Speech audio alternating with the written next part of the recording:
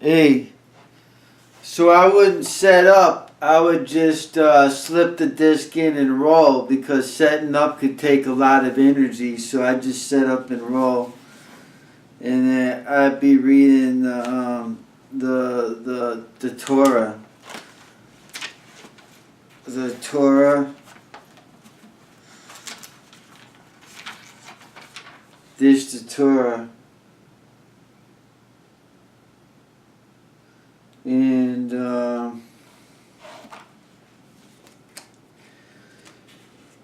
And so Jacob,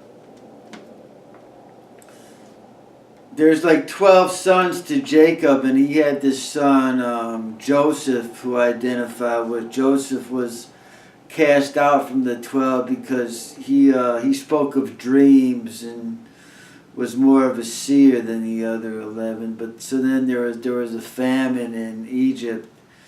There was he told of there's going to be 7 days of 7 years of abundance and 7 years of famine to the Pharaoh, and so he was charged with stocking up there in the 7 years of abundance, and then the 7 years of famine came, and then so then all these tribes, all these brothers had to come to him for the corn, because he was the one that had the foresight to stock up on the corn. So the brothers, the other 11 had to come back to him and say that they needed him for the corn.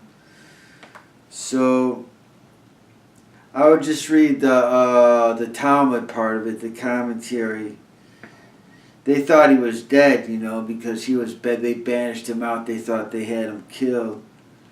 So it said Joseph repeats his accusation. This throws them off their guard, and he thinks they're spies, right? So Joseph, when they come to him, Joseph thinks they're all spies, and they want they're looking for his extra food for the 7 years of famine. So this throws them out. Joseph repeats his accusations. This throws them off their guard, and they seek to disarm his suspicions by volunteering information about their father and youngest brother, of which Joseph at once takes advantage.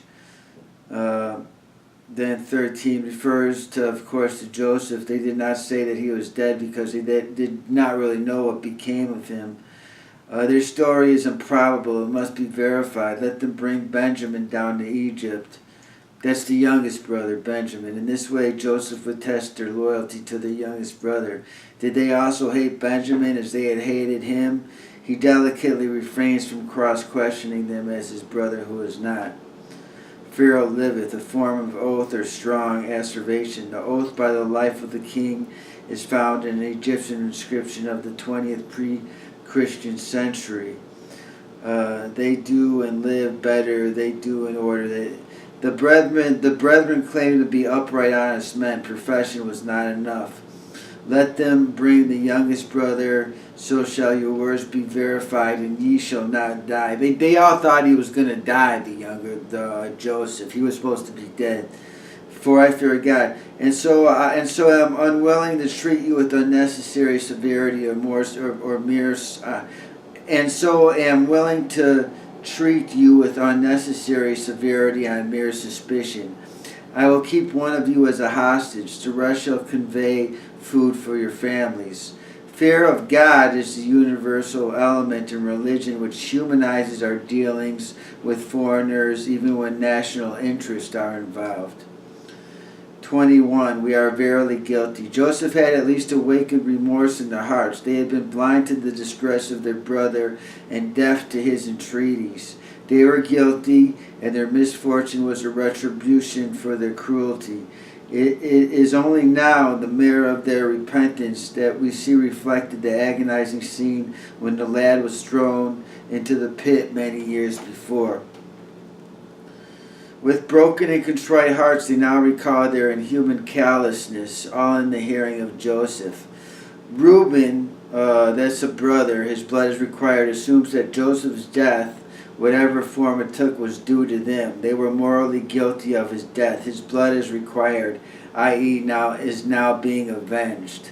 Joseph throughout spoke to them as viceroy in Egyptian. He is touched to tears by their penitence and contrition. As the next in age to Reuben, Simeon, as the next in age to Reuben, who as the eldest was to report to Jacob. According to rabbinic tradition, it was Simeon who had counseled that Joseph be slain. Lodging place, They wonder what such an unusual occurrence may portend. Or it says they turn trembling. They wonder what such an unusual occurrence may portend. Will they be accused of theft? They recount their experience to their father, the Lord of. The Hebrew is in the plural, often used to express power or greatness. Corn for the famine. The words corn for supply. Traffic in the land. Joseph did not say this, but and ye shall not die. This could only be allowing the brethren to come to Egypt and buy corn. They were 35. They were afraid. Jacob and his sons, they looked upon it as a deliberate act on the part of the Egyptian Lord to bring a charge of theft against him.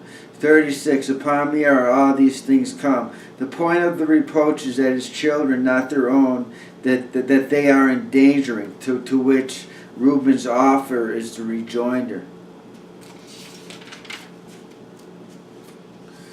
So then 37, the end of the chapter, the impetuous nature of Reuben is seen here, and that's the older brother who, he foretold, he wanted Joseph killed. 2 sons, one for Benjamin and one for Joseph. So one, Simeon and Reuben were the brothers who wanted to see the job done, of whose death he feels that he shares the guilt with his brothers.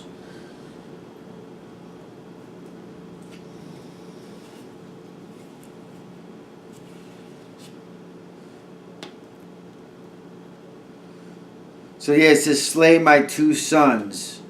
The impetuous nature of Reuben is seen here. 2 sons, one for Benjamin and one for Joseph, of whose death he feels that he shares the guilt with his brothers.